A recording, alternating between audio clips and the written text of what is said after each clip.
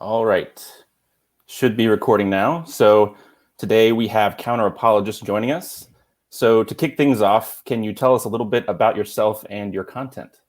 Okay. So my name's John. You can please feel free to call me John. I just use Counter Apologist as a pseudonym.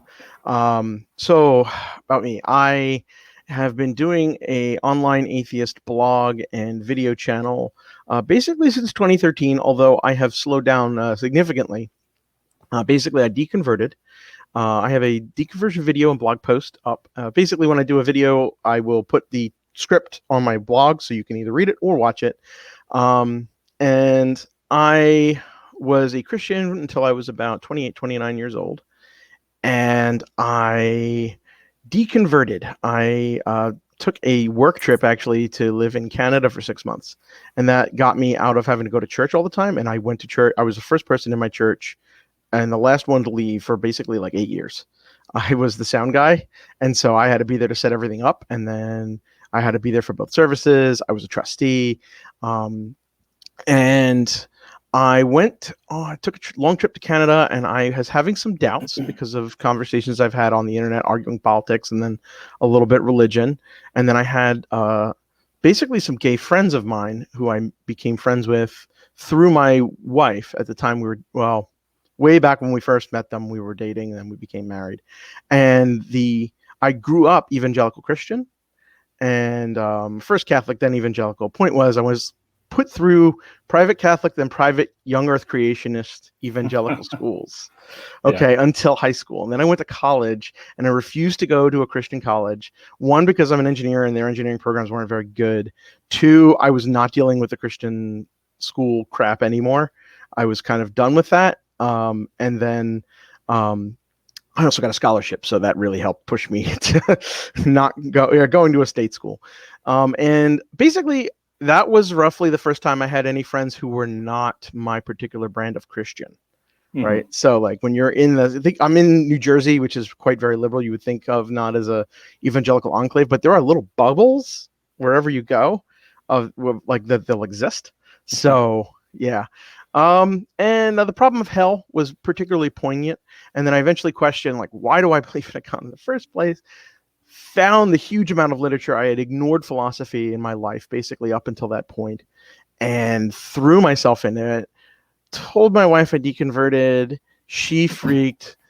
I tried to go back, and then I went into apologetics, like hardcore, for 2 years almost. I think I tried to go back, or a year. I can't remember how long it was at this point, but it just didn't convince me. It couldn't convince me. Luckily, my wife didn't want to go back to our church.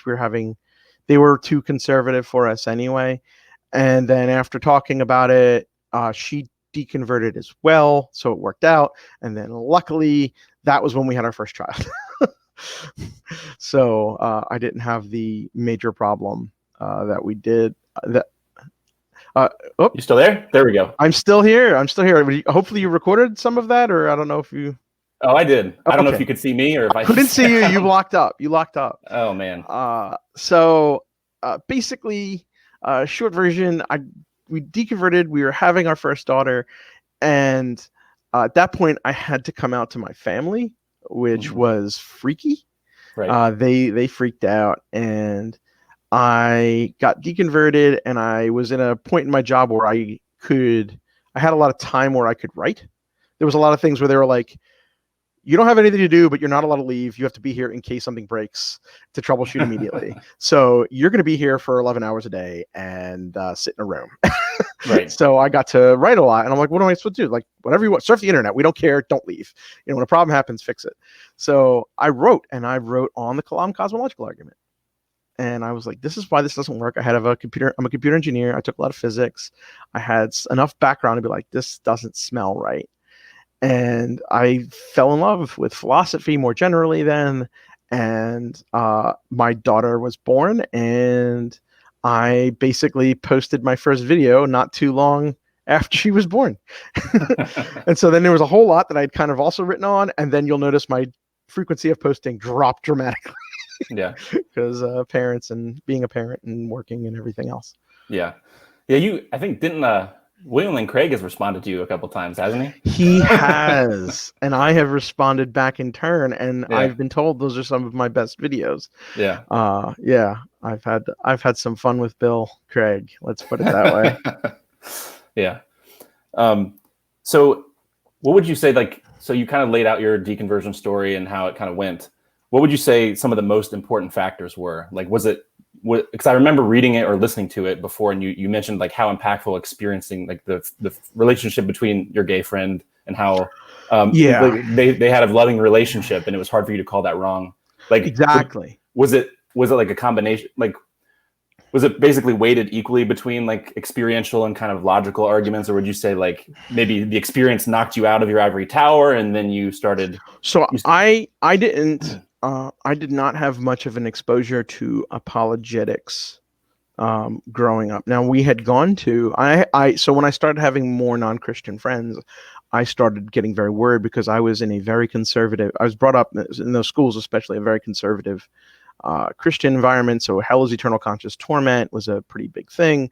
And now all of a sudden I had these very, very close friends of mine who were gay, which in the subculture I was in was basically literally the worst thing you could be, right? Just the worst. And then all of a sudden you have this experience of they're not the worst. They're great. They're wonderful people. And then the parallels between my two friends and my wife and I were just staggering. We make a joke that my one friend, I think I called them, I can't remember the pseudonyms, but anyway, we were basically all very much alike, and my wife and his partner were very much alike.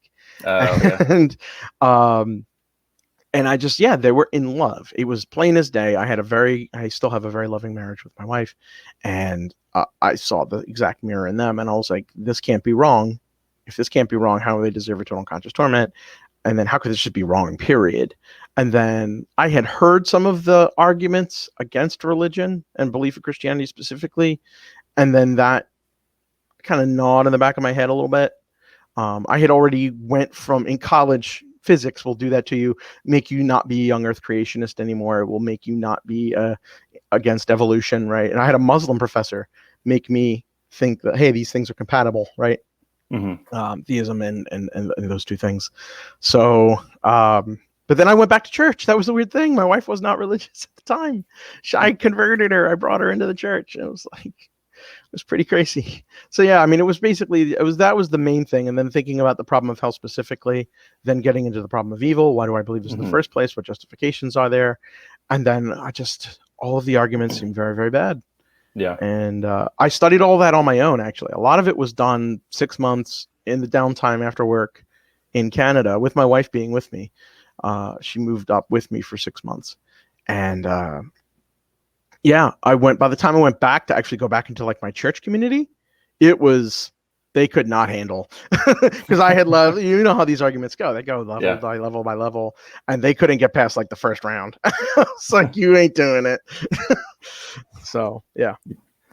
Yeah, for me, like, I think some Christians make a bigger deal about, like, they'll say, oh, you just had this experience and you deconverted. But I think experience plays a certain kind of role where, like, so for me, it was, the problem of evil didn't like deconvert me on the spot or anything, but seeing suffering like up close in a way that I hadn't seen it before definitely made me like, it's like all those theodicies you build up in your head.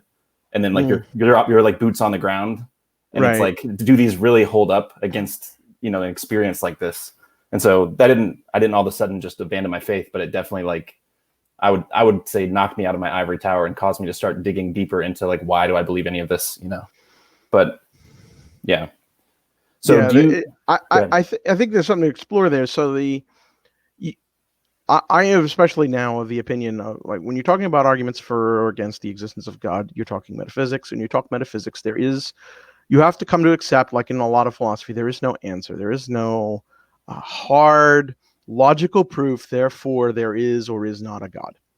And you can find a rational justification for what you want, especially on the more metaphysical question of, does God exist? Right? I think, right now my focus is more on attacking specific religions because I think that's where they're weaker. Right. But when you do that, if you're motivated to believe, right, for whatever reason, upbringing, culture, whatever, or not. The opposite is always true. You will find a way to justify it. And then what the experience does, it will shock you. It will actually make you question. You actually have to make you honestly look at it and go, why do I believe this thing again? Yeah. And then you can start to appreciate the counter arguments, I think, better. Right. So do you, I know some people, the answer is different for a lot of different people, but do you miss anything about being a Christian? Do you feel like things are way better now, or do you? Do I miss anything? I mean,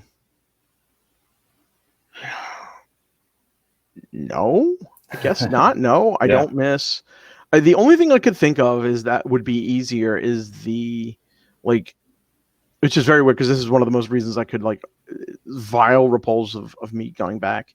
It would be like my kids would have a more friendly in group. There would be just this church round, this church group, kids group, right? The kids ministries, especially as someone who worked in the church trying to do outreach, that was literally where you grew. Was it's basically free babysitting is what they do. And then eventually new families come into the church because the kids want to go to Sunday school with their friends. And then families come in and then they join the church. Right. And so having that, but there was a time my father passed away 2 years ago. And one of the things, and it was very clear, he was on the decline of dying. And one of the things I thought was if I could pretend to believe again to make him happy, right? Not that I needed to believe that I'd see him again, but just to make him feel happy. Right. And then the thought was if I did that, and I would have to start going to church, and that means I'm subjecting my daughters to this horrible belief system. And I do believe Christianity is in general a pretty horrible religion. Some versions far less so than others, but especially the version that he would be happy with is just disgusting. And I cannot expose my children, the visceral parental protective reaction of I will not put my kids through that, hit me. Right. So it's would be nice to have that from a practical level, but then it's also one of the most visceral things that would ever keep me from going back. Right. Yeah. Did you go through a period after you deconverted? Because I was talking to the apostate. I did another interview, and he mentioned he went through an experience where he kind of felt like he wished he was plugged back into the Matrix. At least a little bit shortly after, not anymore, but within the first, I don't know, 6 months to a year, it's he was I wish I would have been raised as an Episcopal, liberal Christian or something, because then I could have all the benefits of the community and all this other stuff. Wow. So I did try to go back. That was where I found apologetics, really. And I had found it ahead of time when I started looking at arguments. But then when I was I am going to read these books, pastors tell me, multiple pastors, my small group leader pastor, what books do I read to get my faith back? Right. So I tried. The familial pressures were pretty intense, right? I didn't let my family didn't know, but it was one of those but I was worried. I was my wife was the most important person in my life at the time. We had no kids, and she was devastated, and that's a big pressure. And my parents would have been just as much. They were eventually when they found out. So I did try to go back, very hard, super hard. So yeah. Yeah. I guess, yeah, sort of. And then I'm glad. I'm so glad I didn't. I don't want to go back. I don't want to be in that. I think it's wrong and bad. So yeah. I went through my experience was I came from a pretty conservative background as well, but more from the Calvinist Reformed tradition. But there was a period where I was initially having doubts, and I kind of went through a period of anger where I just my wife was still a Christian at this point too, where I stopped going to church for a couple months. And then I kind of bounced back and kind of refound my faith by abandoning the Calvinist part. Yeah.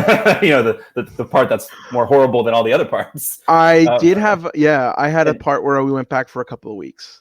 I was I believe again. And then, it was actually for a couple months. So we ended up coming back for a couple months, and then, because I didn't really like how I did it the first time, because I was went through a small anger phase. But then when I started doubting again, and then I met with a pastor for every week for 3 months. I wanted to leave the right way. You know what I mean? I didn't want to just be screw this, I'm out. I wanted to be okay, I need to, not leave any stones unturned. So, but anyway, it was. Oh, sorry, were you about to say something? No. Well, I was going to say something about the anger phase. Go ahead. I'm sympathetic. So especially at the beginning, my first videos, especially, I was definitely in the like, you idiot, the new atheist, angry. It's obvious there is no God, right? The Sam Harris Elvis thing was a particularly poignant acknowledgement, even though back then I was like, Sam Harris does not have the best arguments. Neither does Dawkins or Hitchens, for that matter. And I mean, I found out like there's a difference between the popular people and the actual philosophers. But there was a definite angry atheist phase that I went through, and then the more you stick with the philosophy, the more accepting you are of the rationality of, say, theism, and this is not obvious, but I think there are clear problems for specific religions. Christianity is like any specific religion. Theism is infinitely more defensible than the other religions, is the way I'd like to put it. I agree. Yes. Before I move on from the experience thing, I was going to say, for me, like it sounds like your familial pressure was way worse than mine. Like, well, because my brother had became an atheist when he was like my younger brother when he was like maybe 16, and so like my parents already kind of like he kind of paved the way in a sense for me to like doubt Christian. I'm still an agnostic at this point, but I'm starting to lean towards atheism. But so that wasn't as bad as it could have been, and my wife, that was difficult at first, but she's now come to the dark side. So nice. With cookies, it's great. Yes, it is. Yes. So my family so by the time, the only real pressure was my wife. Like that was the big one, and the big thing we were terrified of when we were obviously still together, but we're not going to our church, but she was still a theist / Christian, was if we have kids, because we were trying for so long, what do we do, right? And then she had deconverted, and then it was luckily not very long after that we found out that we had our miracle baby, my first daughter.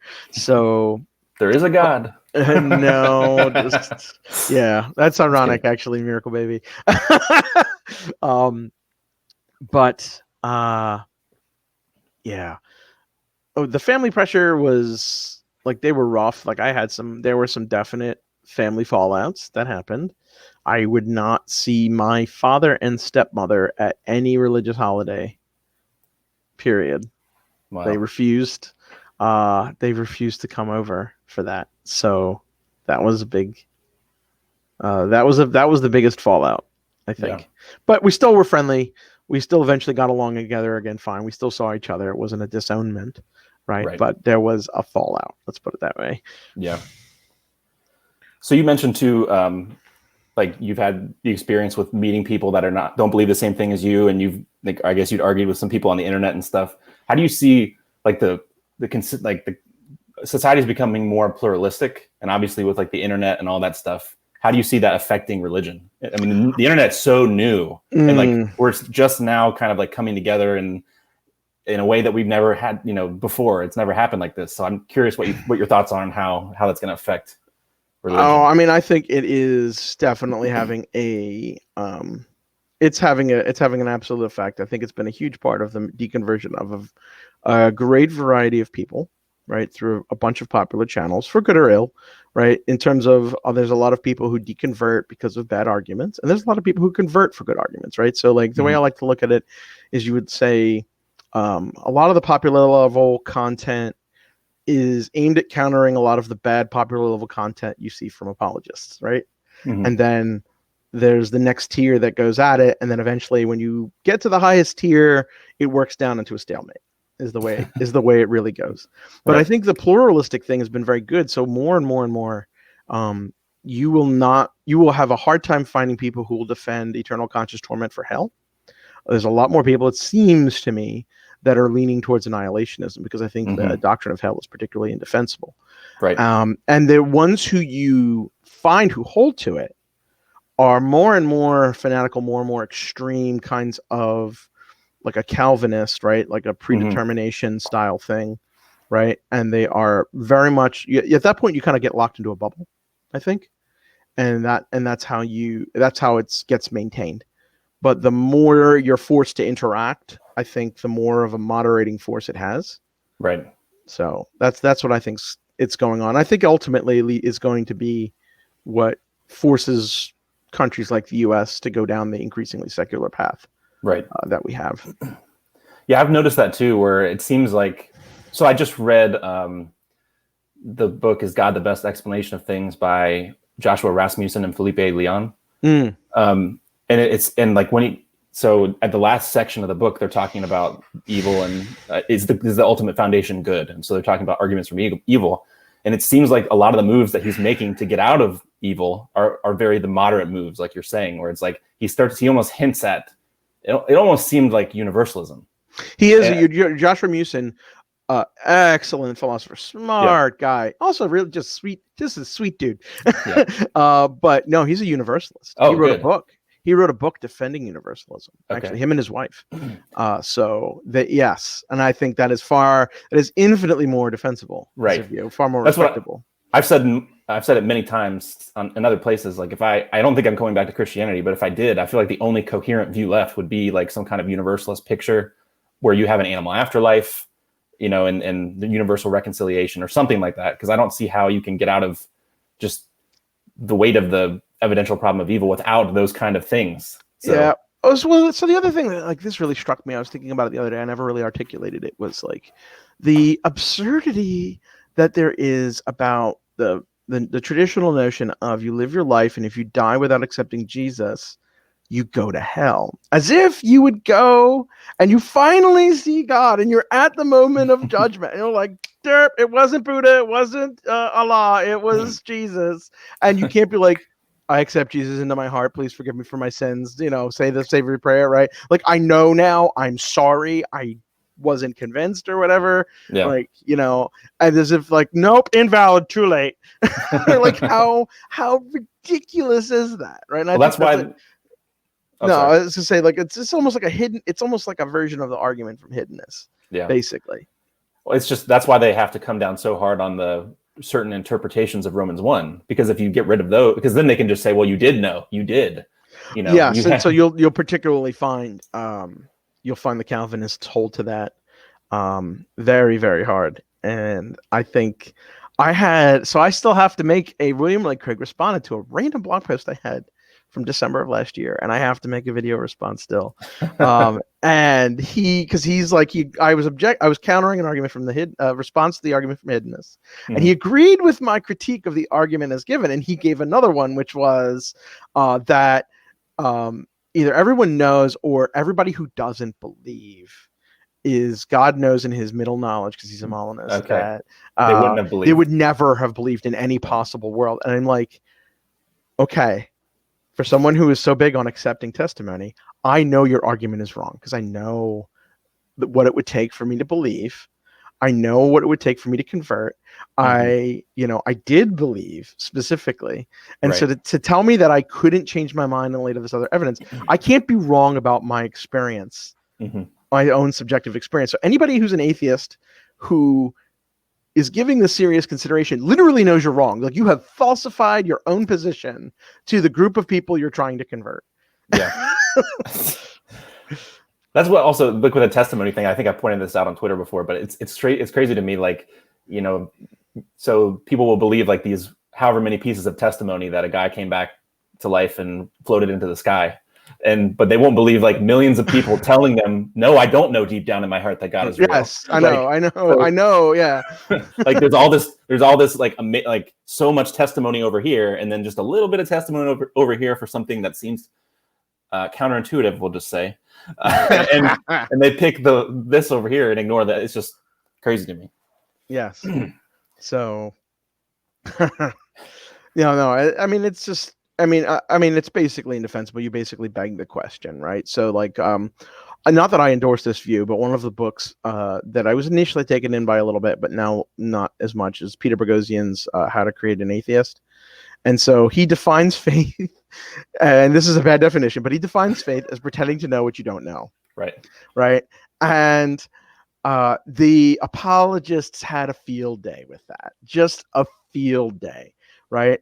And so my favorite thing is I got into it with a couple of the apologists, and a couple of them are the Calvinist reformed kind who are so hard on Romans 1. And I'm like, you're telling me I deep down know gods exist. Now you say we shouldn't, you're telling me we shouldn't pretend to know what we don't know. And you can't know my internal state. Yeah. So by your own logic, this literally can't work.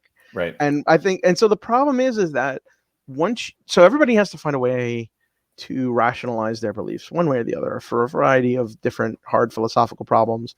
And I think the people who are super hard on either presuppositionalism or on the Calvinist Romans 1 thing is that if they didn't hold to that, they would probably be convinced by the other arguments. And so the way they're keeping in their faith to stay in their social group and whatever other pressures they have that are making them want to stay in Christianity, they hold to it hard. Right? They're just going to hold to it really, really hard because they find the other versions implausible. So if they let go of this, it's basically gone. Right. Even though there are other options. Yeah, I have fun because I was like a Tim Keller-ish kind of Calvinist. Like I wasn't like by his attitude towards people, not necessarily I'm not defending everything he's written. I just mean like he's very personable. I'll give him that. Yes, that's what I'm saying. Like the approachableness and like not like I was a nice Calvinist, okay? But it's funny now, like I wasn't a super angry one. But it is funny now, having been on that side, it's fun to troll Calvinists now. Because I have in my thing, like I used to be one, so all the time people will do that, and I will go with that. I'll say like, say something stupid like deep down God exists, and I'll be like, why are you pretending to know things you don't know? Like I'll just hit him right back with like I'll psychoanalyze them like right back over and over. Yep. So exactly. Like, how do you know my mental states? Like that's impossible.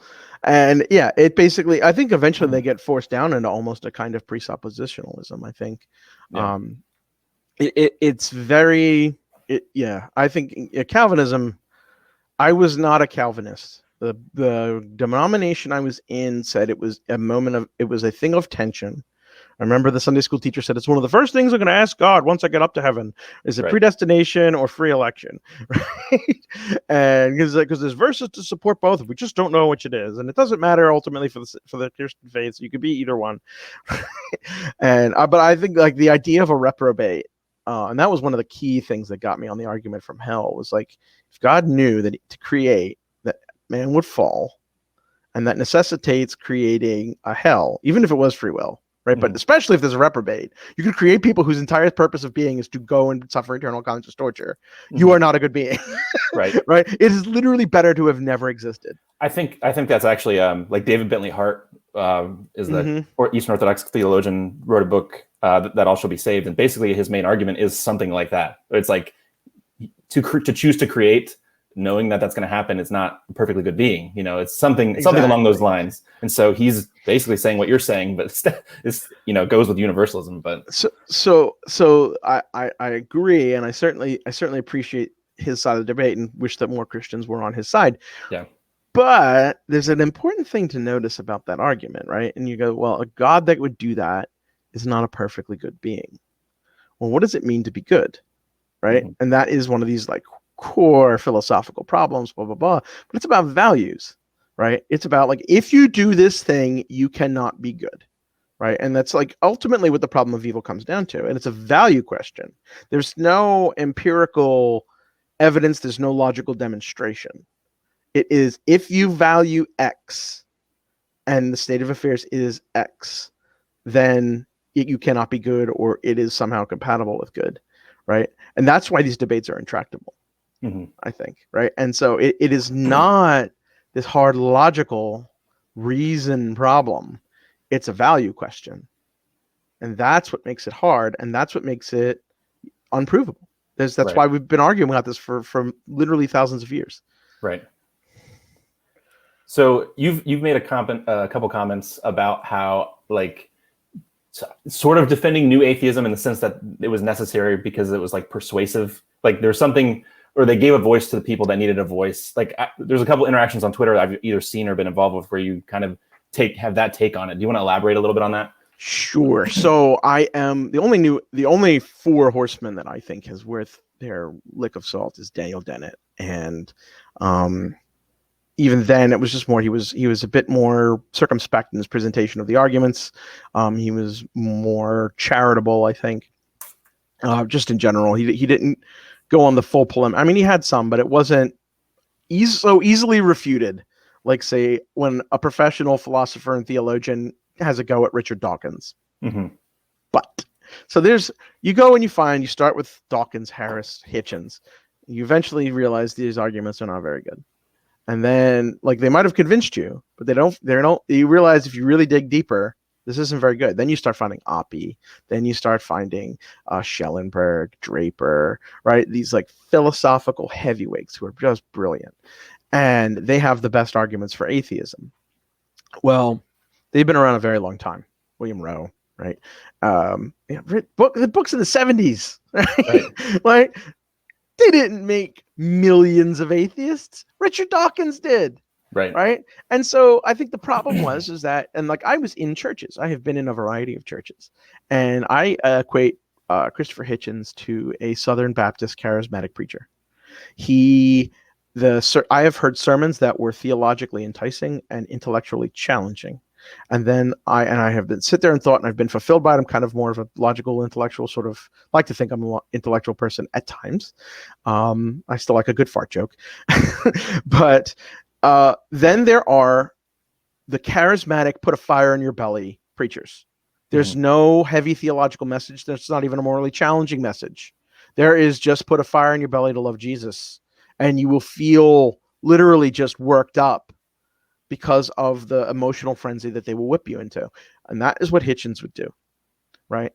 And that is sadly more effective for a lot of people. And I think there's a lot of people who are in churches that do not have the smartest or most theologically sophisticated pastors.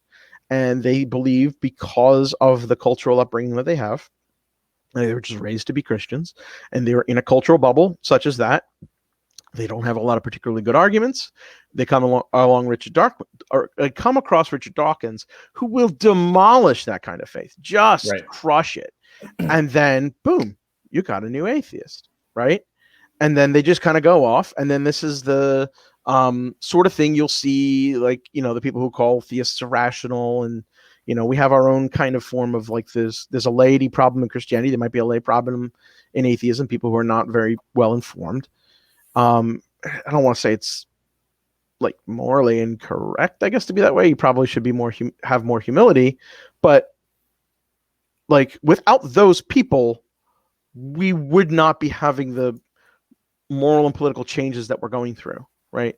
The rate of secularization of the America specifically, but also Europe and other formerly Christendom nations, right, is a key part of the liberal secularization and more progressive values that I hold that we're sort of moved towards.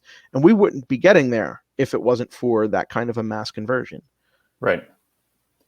So that's why I see it's like kind of like a necessary evil. And like, I get theologians will call out how bad those books were, but like, how many of them really call out against the bad theistic books? William Lane Craig had a apologetic like this. He goes, it was Ryan, the guy, Year Without God guy, Ryan Bell, I think his name is.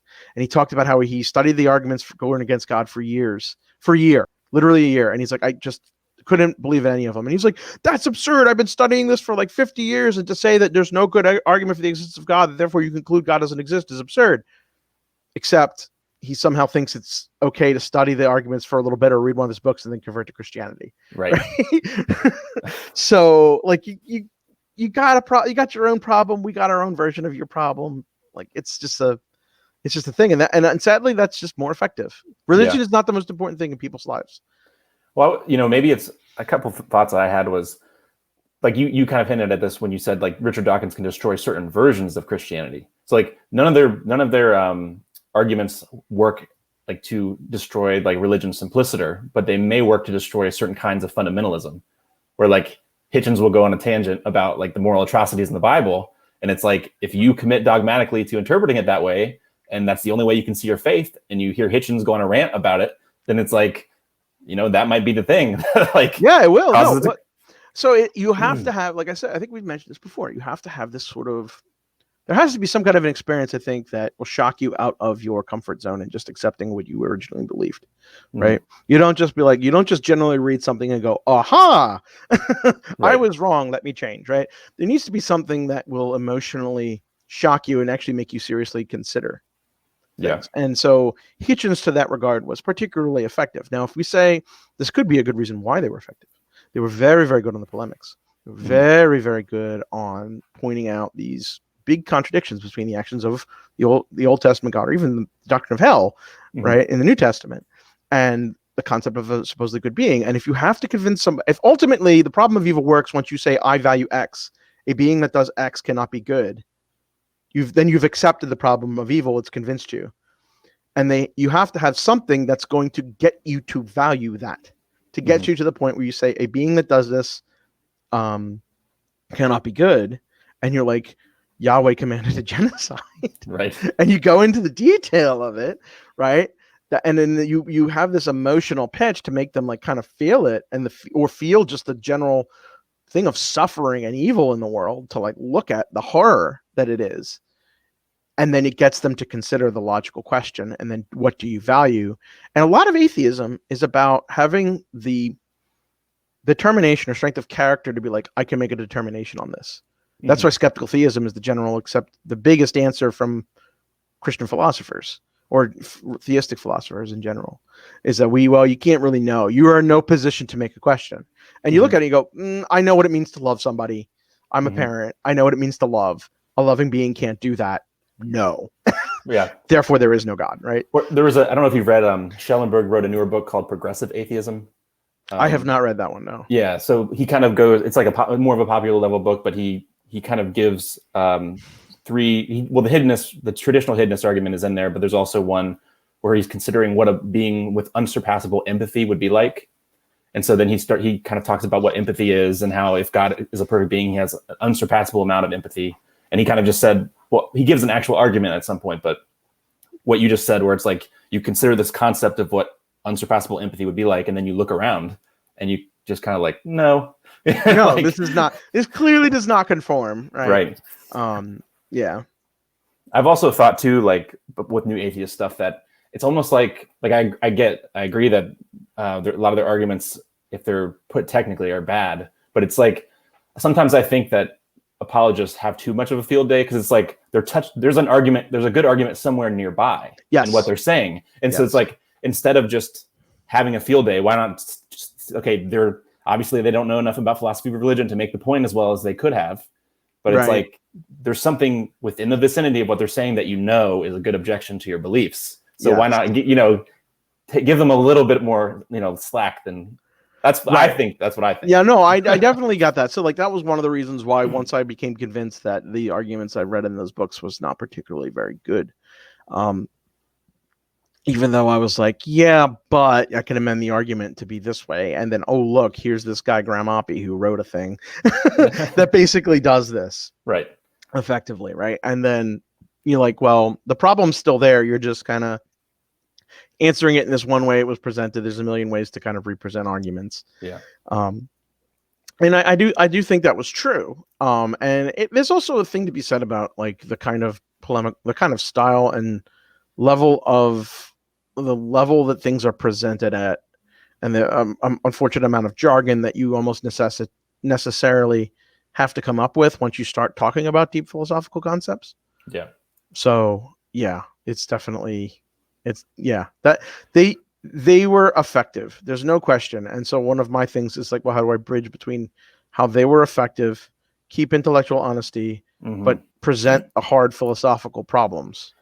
That's why I'm trying, like, my goal with some of my blogging has been to try to be, I'm not an expert in philosophy of religion, but I've been trying to like keep my stuff readable, but also there's not any obvious holes in it. You know what I mean? So like I did the Evil God Challenge blog post where it was pretty short. I threw a few jabs, but I think overall it was not I thought it was popular level. People could understand it. But I think the Evil God, like, talk about an argument that when I first saw it was like, and then the more I got into the philosophy and philosophy of religion, I was like, this is brilliant. Yeah. Like, this is just really good. And it's funny the way that a lot of the way William Lane Craig responded to it in his debate with Stephen Law was basically like, we cannot use our inductive experience of the world to determine whether or not God is good or evil, which is hardly ever stated, right? But I think that's probably almost the safest way out. And then it was funny when I think I was involved in a Twitter thread with you about somebody trying to fight the evil God challenge. And they were trying to definitionally state how God has to be good. And I was like, all right, well, then I just have an omnipotent, omnibenevolent being, right? And then, or that being itself must itself tie to goodness, like an evil being couldn't create. And I was like, well, then you get into a perfect God can't create because he can't have desires, right? You get into these, any way you solve the perfect being creates something problem, I could do on the flip side. Right. And I think people don't want to go the more defensible route because it's far less intuitive. You're biting a big bullet there. Yes.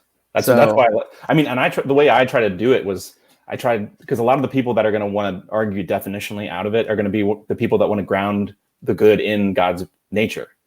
A lot of them, maybe not all of them, but then that's why I was trying to word it like you have a being that wants your ultimate misery. Okay, I didn't say evil. I said a being that wants your ultimate misery.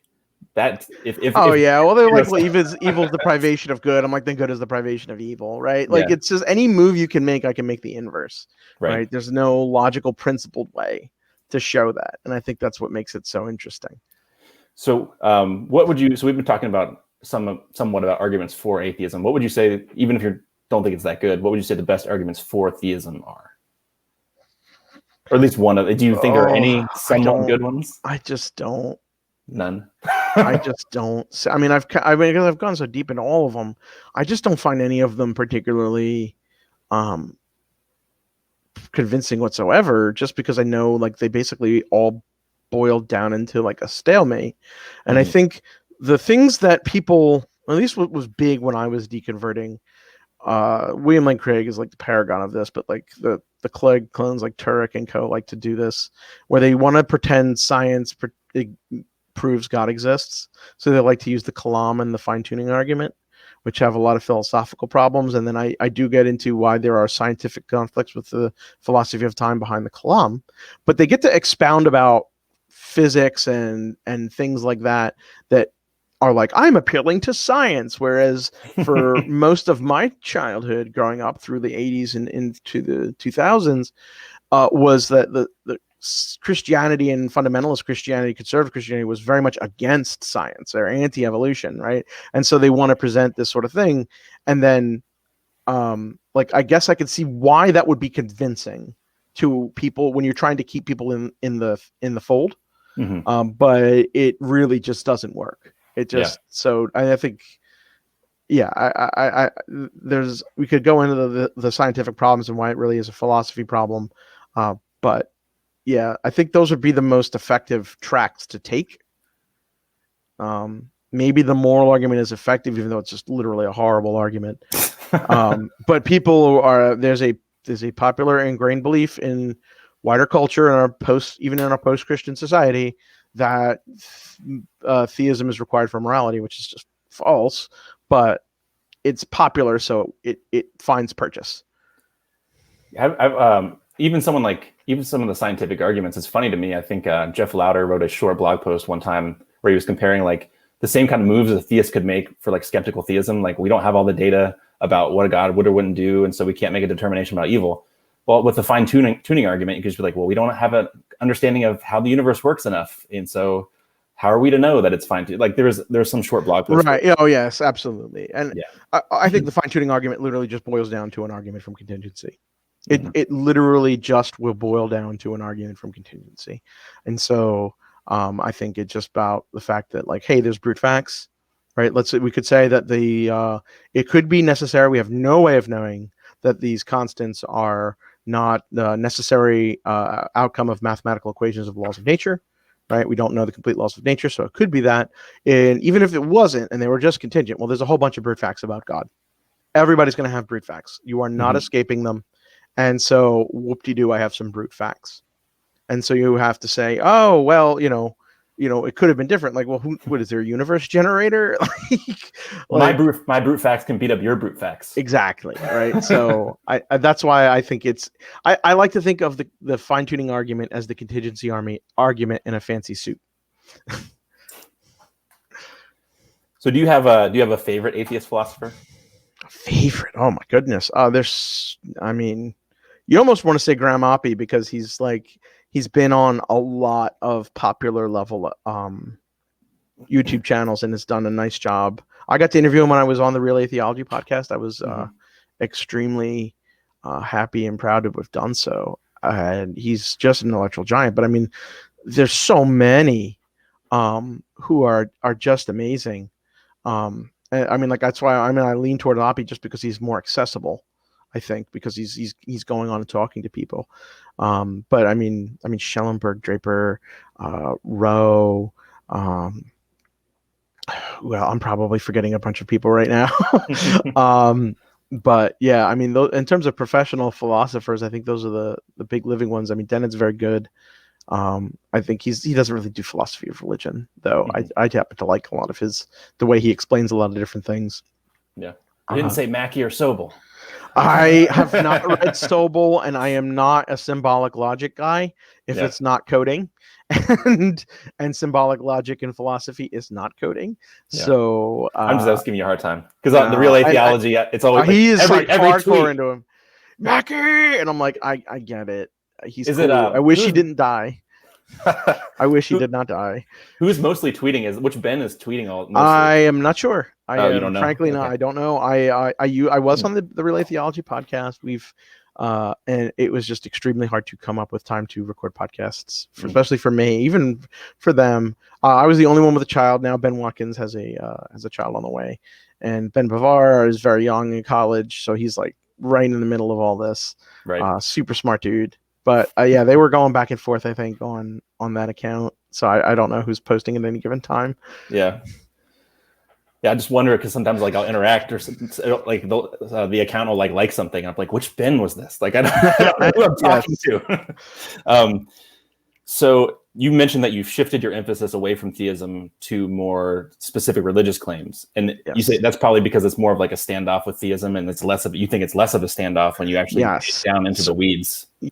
So when you the last video I made, it was very recent, I made an argument against the resurrection and countering the argument for the resurrection. And so the nice thing about that is that yes, you can get into a stalemate with theism, but now once they start trying to get to a specific religion, you're kind of forced down in the mud, right?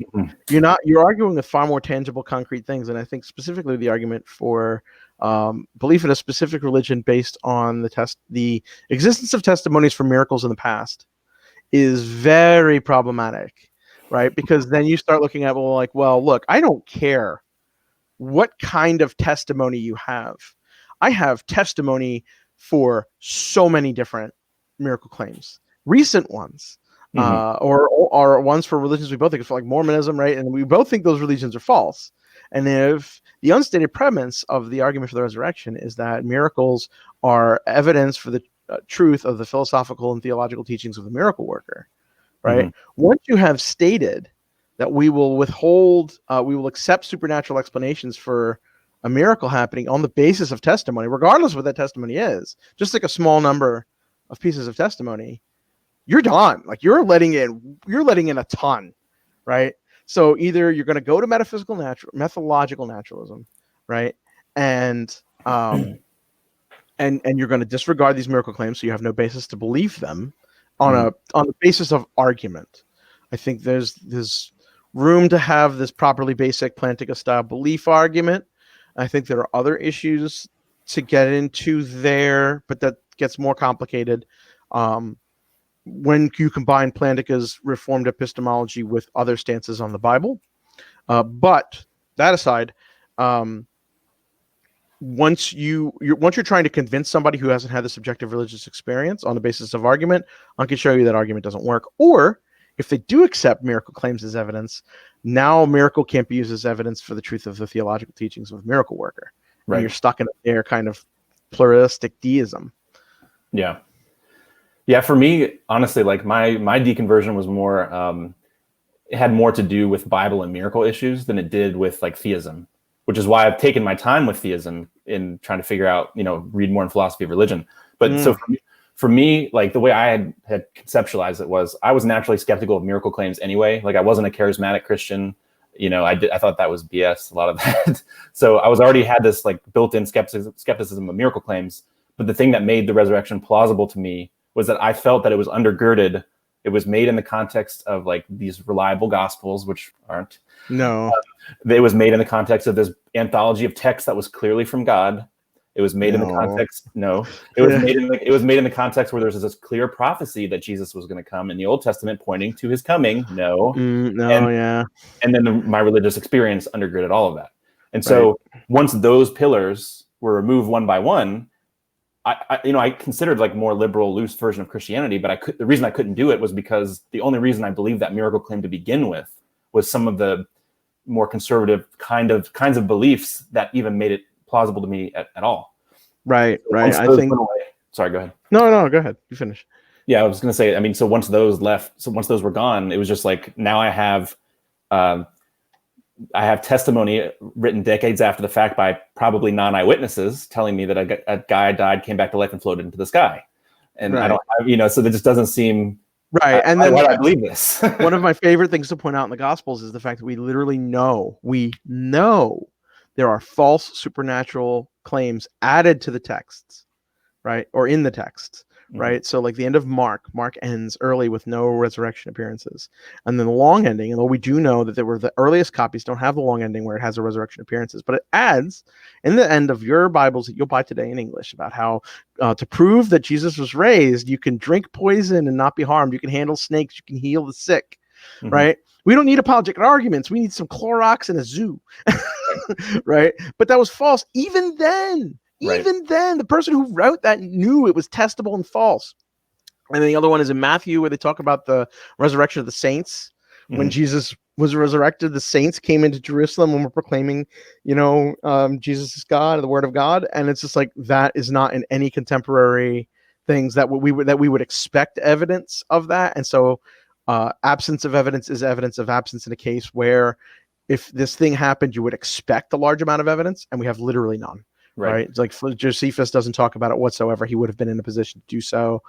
Right. So like it's just a false supernatural claim. And the thing that gets me, if you look at a lot of apologists like Gary Habermas, Michael Kona, I did a talk with Randall Rouser about a week ago. I was going to ask you about that in a minute. Yeah.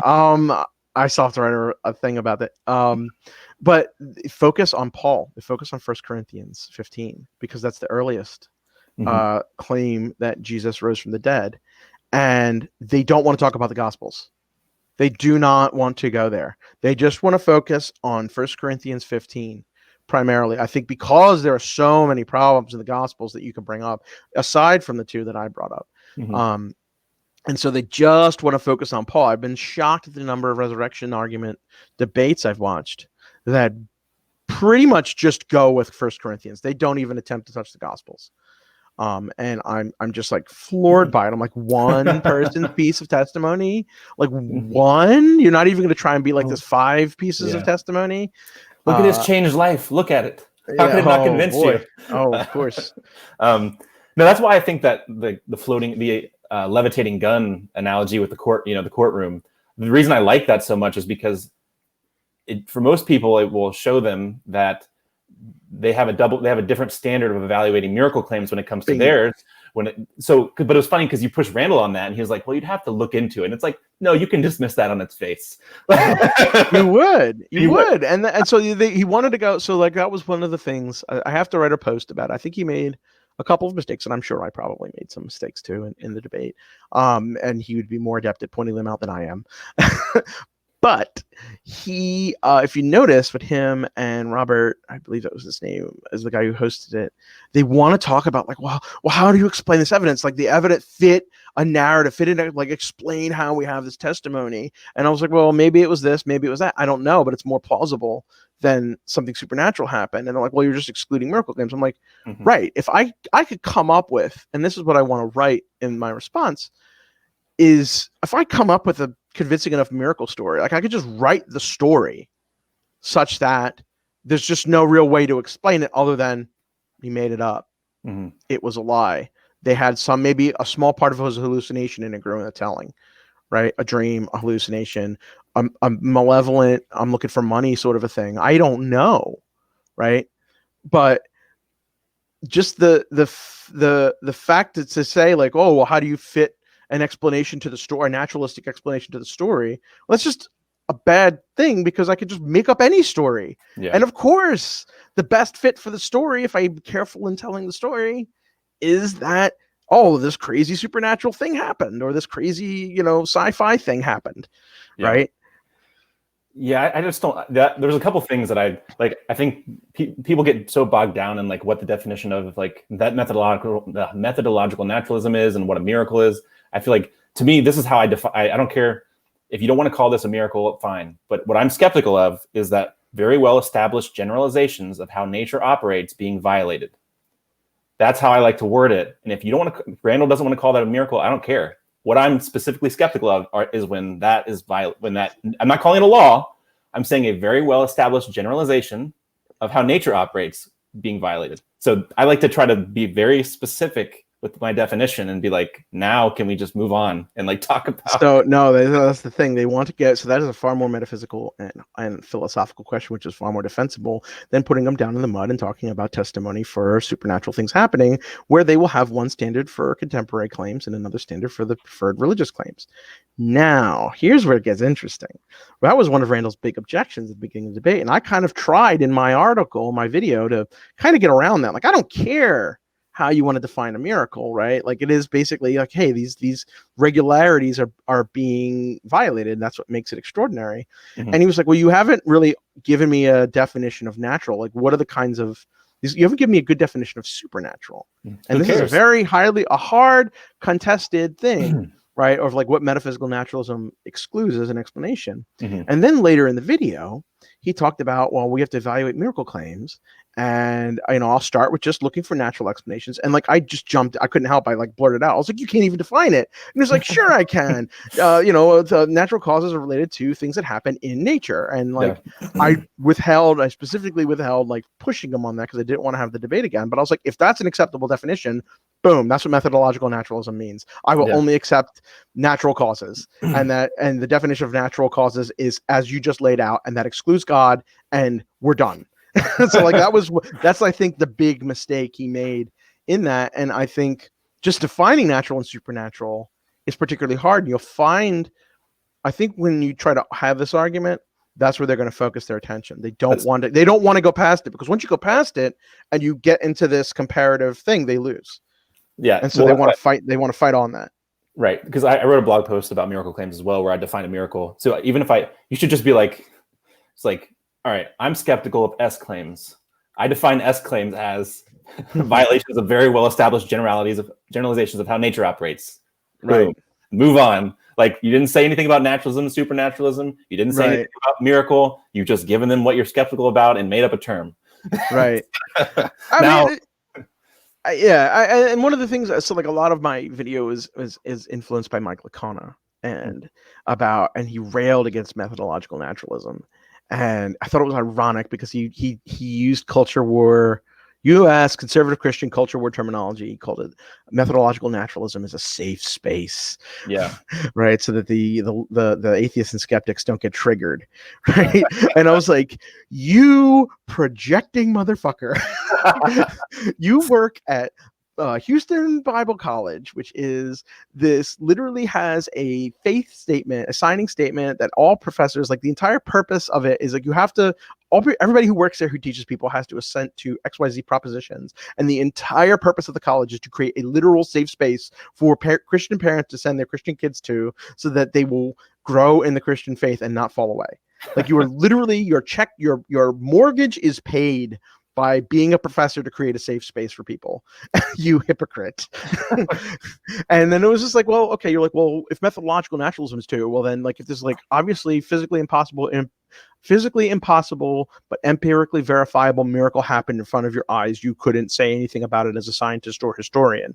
And I'm like, no, that's what would falsify methodological naturalism. And the fact that we don't have those kinds of things happen is evidence that miracles don't happen, because all the other kinds of miracles that can happen are unverifiable by almost definition, Right. basically. And if you could give me a verifiable one, and only one religion could do it, you've let go of methodological naturalism. It's falsified. I would let it go. And then you would give me a basis on the methods of history, of using our contemporary experience of the world to interpret evidence of the past, to say, hey, Christian miracle claims have a thing that makes them believable, whereas miracle claims of other religions don't. Right. And so I would just accept miracles could happen because I would have direct evidence that they're happening. And then if they only happen in a Christian context, now I believe Christian miracle claims and not everybody else's. So you get away with both problems that I bring up with believing in the argument for the resurrection. Yeah.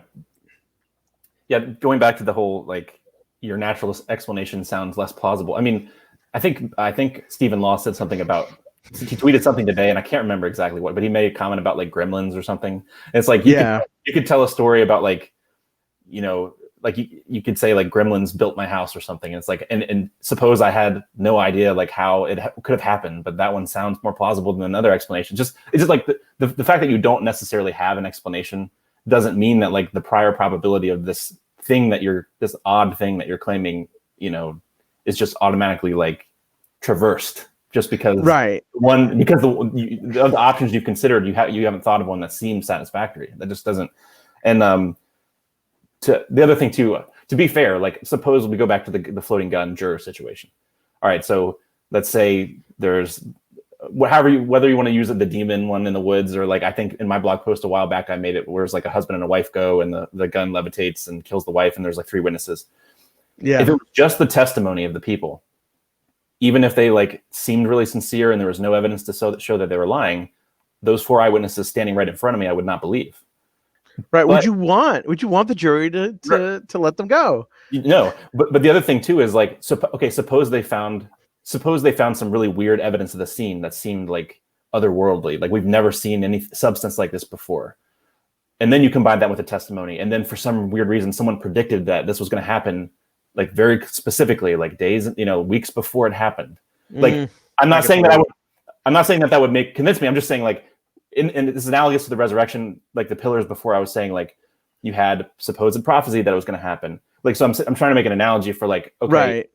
In this court case, what would it take to get me to believe a miracle happened now? Not testimony by itself, period. No, it would have to be like other stuff. There'd have to be like physical evidence also, or like perhaps like some kind of prophetic utterance attached to this thing that like this seems weird. Like that would move me towards believing it. Might not make me believe it, but I'm just saying, like, the idea that just testimony by itself, where someone seems sincerely to believe something and changes their life, that's just, if that's all you have, it just seems not convincing at all to me. Like I need more than that.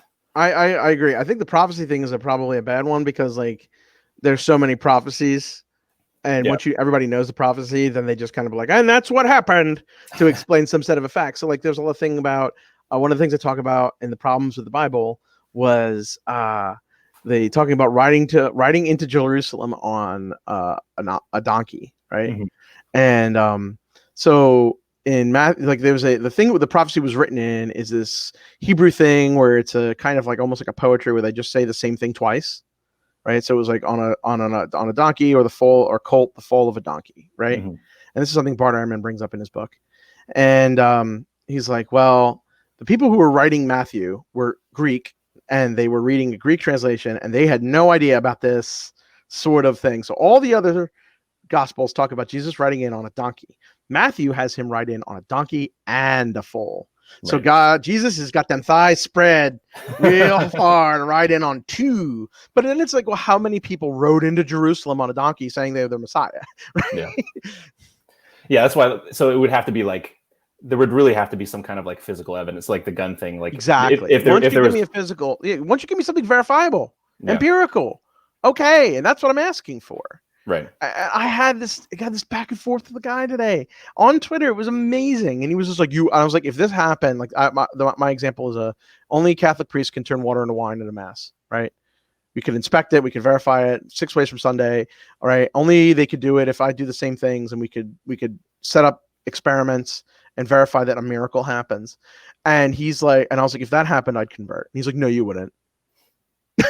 They're like, no, you cannot have this sort of a thing that you say would make you convert. You would just go look for a naturalistic explanation. I was like, no, I couldn't have one by nature. And he's like, well, you can't detect like physical, you can't detect like, certain quantum forces. I was like, core theory. If you look at the argument from core theory against supernatural consciousness, on like in fact like having a mind, disembodied, a non-physical mind or a soul, right? We can detect the forces that are relevant for moving the molecules in our brain. We would detect the forces that are relevant for turning water into wine, and we could prove that they're not there, right? So it was just funny that like people, like certain Christian, like just having that, like here's a thing that could happen that would convert me. They cannot broker that being a thing that is said and unchallenged, right? Because then they would think, well, God should do that. Then they're that means they're susceptible to the hiddenness argument, right? All right. So as we're wrapping this up, do you have any more? Do you have any plans for future content? I see you have a channel about guns now. Oh my! Is that like are you going to be doing more with that instead of like Counter Apologist? I don't think I'm going to be doing much with that. I thought about doing one more video, but I might not even just close it down. I don't have the wherewithal to make gun videos on YouTube is a very intensive thing that you have to go and have access to outdoor ranges or indoor ranges, and my range doesn't allow videos in there for good reason. So I might do like a political video there, but that's about it. That is one thing where I have changed my mind recently about gun ownership and being armed. I'm not a Republican. I'm still a liberal. My thing is about being a liberal and owning a gun and thinking you should be able to arm ourselves. But no, so I it is hard to keep doing videos. I have 2 kids. My job is very big. It's very busy. But I was going to do a thing about Randall and my conversations with him and the objections there. I want to respond to William Lane Craig and his, again, disingenuous reading of my blog post that he responded to, and point out the problem that I pointed out here about his hiddenness argument, his response to the hiddenness argument. Yeah. And then after that, I don't know. I'll get. Oh no, I do have one that is about problems between Plantinga's Reformed epistemology and answering the best way that I think to answer issues with the biblical genocides and the permission of slavery, and the idea that, well, God didn't really command that. I think there is a very big tension there that is not immediately obvious, that it's going to take a little bit more work for me to kind of tease out and make it more explicit, but that is a big one that I want to go after. Ooh, looking forward to that then. Yes. All right. Well, I appreciate you coming on. This was enjoyable. Well, thank you for having me. It was very fun. Yeah. Maybe we can do it again sometime. Absolutely. All right. Take care. You take care. Thank you.